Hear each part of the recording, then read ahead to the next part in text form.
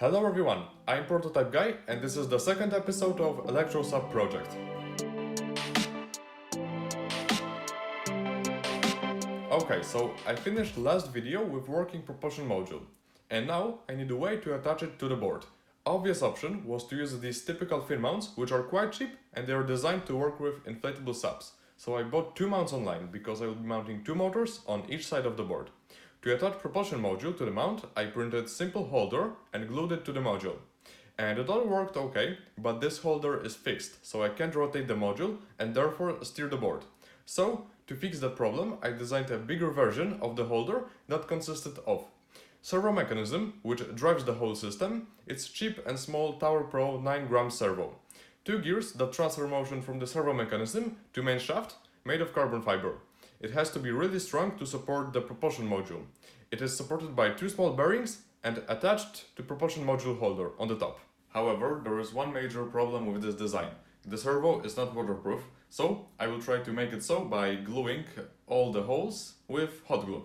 Okay, so I glued all the holes and now, to check if it's actually waterproof, I will submerge it into the water for 10 minutes and we will see if it still works after this time.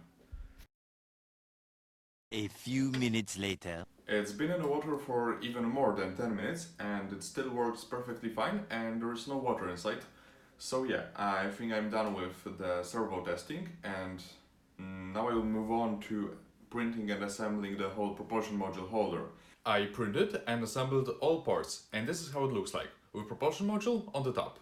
That's the inside and there are also servo cables right here.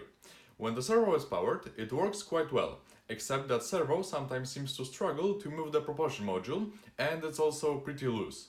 But regardless of these problems, I wanted to test how it would perform in water and with working motor. So I attached everything to bottom of the bathtub and ran the tests.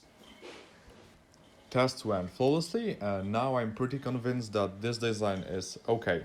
So now I'll move on to assembling the second propulsion module and holder, but this time I will focus on minimizing the looseness of the propulsion module holder.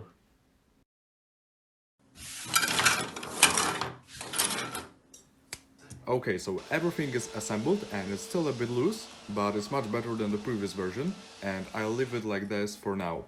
Also, the new servo is much more powerful and has absolutely no problem with storing the module. So, for now I'm satisfied with how the propulsion module and its holder work, and now I'll move on to working on other parts of this project, about which I will tell you in the next video. Hope you enjoyed and see you next time.